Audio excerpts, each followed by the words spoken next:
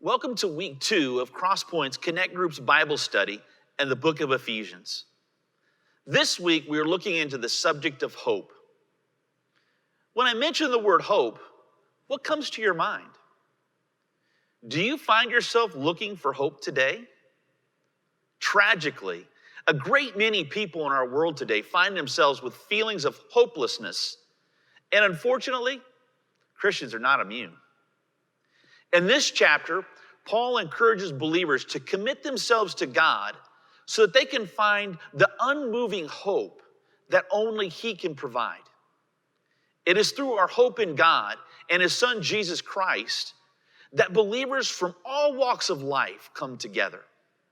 Then, when we commit to each other through Christ, we're able to bring this powerful hope to the world. Pastor and theologian R.C. Sproul had this to say about hope. Hope is called the anchor of the soul because it gives stability to the Christian life. But hope is not simply a wish. I wish that such and such would take place.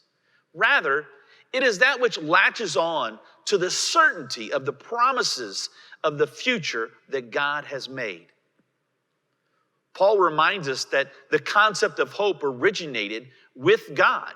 And despite our best efforts to connect it with our status, our possessions, or our situations, we will ultimately find ourselves hopeless apart from Him.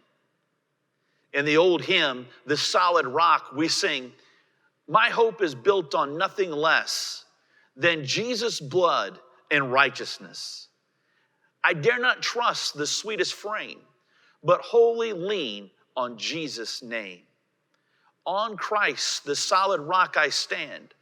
All other ground is sinking sand." What are some of the things that lead you to feel hopeless? How do you deal with your own sense of hopelessness? Too many people today are so close to realizing the blessed hope that God has intended for them, only to turn away when it comes to committing their lives to Him. God has promised to complete the work that He has begun in you at the moment of salvation. He wants to strengthen you when you are weary. He wants to provide relief to you when you carry heavy burdens. And He desires to never leave you nor forsake you.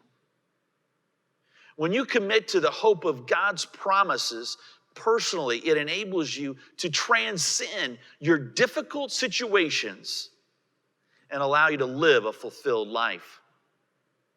What are some of the obstacles that keep you from committing to the promises of God?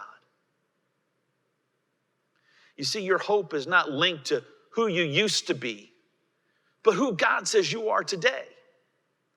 Your hope for salvation is not dependent upon you, but on the hands of the one that loves you with an everlasting love and sets you free from sin by the work of one man, Jesus Christ, on an old rugged cross over 2,000 years ago.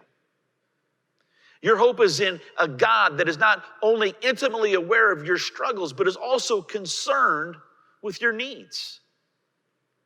Your hope can be found in the presence of the Spirit of God living within you, stirring you up and reminding you that despite your failings and feelings, you are still a child of God and that nothing will be able to separate you from His love. Join me in praying this week that God will help to break the sense of hopelessness felt in so many people. Pray for the promises of God to anchor your hope. Pray for the gospel to continue to empower and free your friends and neighbors with the eternal hope only God can bring.